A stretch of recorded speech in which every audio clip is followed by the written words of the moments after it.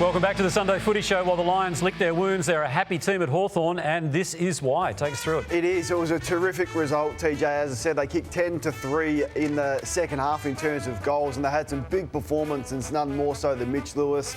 Sicily was terrific behind the ball. His numbers off the charts. Warple was great through the midfield, and Impey, and they beat a very good side and a very good player from the Hawthorn Footy Club. He's joining us on the Sunday Footy Show. His name is Dylan Moore. Dylan, thanks for your time and congratulations on the performance. What impressed you the most? Yeah, thanks. Good to be here. I think it was just our second half, I guess.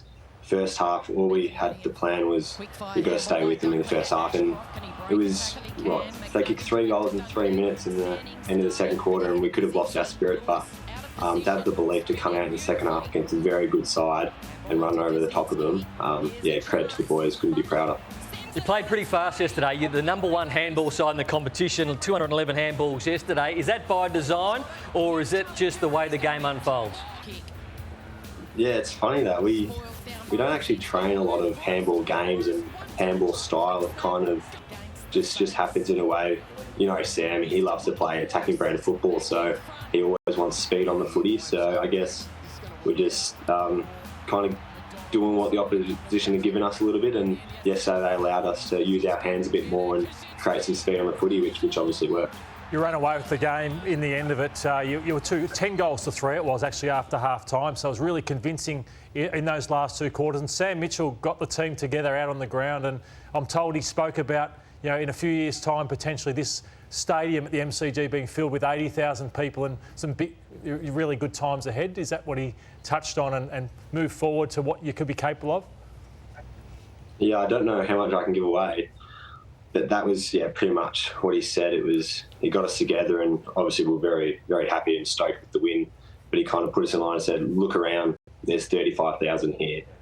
When we're playing finals footy, we want to be having a crowd of 60,000, 80,000, and we can perform in front of crowds of 35,000 right now, but we want to get this stadium filled and get the crowd even more involved. So when we can get 80,000 to the G, that's when we know that we're doing good footy. Geez, that's great stuff and a great insight there too. Hey, Dylan, I'm curious as to how you sort of block out the external noises, if you like. And we're always hearing about how clubs do that.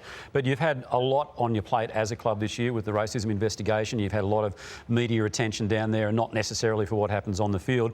There's also been talk of tanking, etc. Do you block it out, or is it like water off a duck's back as far as the playing group's concerned? It's pretty funny, to be honest. After a couple of games of football, all the journalists and supposedly experts come out and say that we've cut our best players, and that's to make us uncompetitive in the football world. And it's pretty harsh on everyone at the club, I think, because it discredits everyone's work and our list management all the way from the top to the bottom. It discredits everyone. It's pretty harsh to come out and claim that we're tanking and that it's an unfair advantage if you get to play Hawthorn twice. And to be honest, we're a young group. We listen to the media, and that stuff just kind of motivates us to be better and motivates us to prove people wrong. And that's one of the best things about this group is majority of us have had to do that our whole football journey so far. Our captain, James Sicily, first few years in the system, everyone was questioning his mentality if he had the temper to play footy. Our key forward, Mitch Lewis, when picked 70-odd in the draft, he was doubted that could he actually last longer than 3 years on a list. And then Jai Newcombe didn't play Gippsland Power, got picked up in a mid-season draft. A lot of our players have actually proven people wrong their whole journeys, and we can't wait to keep doing that. Strong response. It feels like you have used that as motivation. So how long do you think, Dylan, like you've been around for a little while now, how long do you think it'll take before you are competing in big finals at the MCG? Is it 2, 3 years? Have you got a time frame in mind? Yeah, realistically, we're probably hoping in the next 18 months that we start playing good enough footy that we can then start challenging for finals. But yeah, I'd say 2 more years is when we really want to be playing football, like finals football, and competing for a premiership. And Dylan, some of the young players that are coming through, you know, it's the opportunities you touched on. I must admit, I was one of those guys who thought you cut too deep, but seeing obviously what Connor McDonald has done yesterday and Josh Weddle, some of those guys even doing things quicker than you even thought. Oh, 100%. Connor McDonald, he's been playing pretty good footy, and he's yet to have a breakout game, but he trains really well, so we've just been waiting for a game like this from him, and it was awesome to see yesterday. But someone like Josh Weddle, he came in his time trial at the start, and we're like, oh, is he going to start playing good footy early, or is it going to take him 3 or 4 years? But to see him come out, and James Sicily speaks about it a lot, that he's so happy to have him back there, and we know that we've got a star for the future in him as well. Yeah, well spoken. The votes from yesterday's game, all Hawks for mine. Newcombe was unbelievable in the midfield. Sicily stopped everything in the back line. McDonald had 28 disposals off a half-forward flank and kicked 2.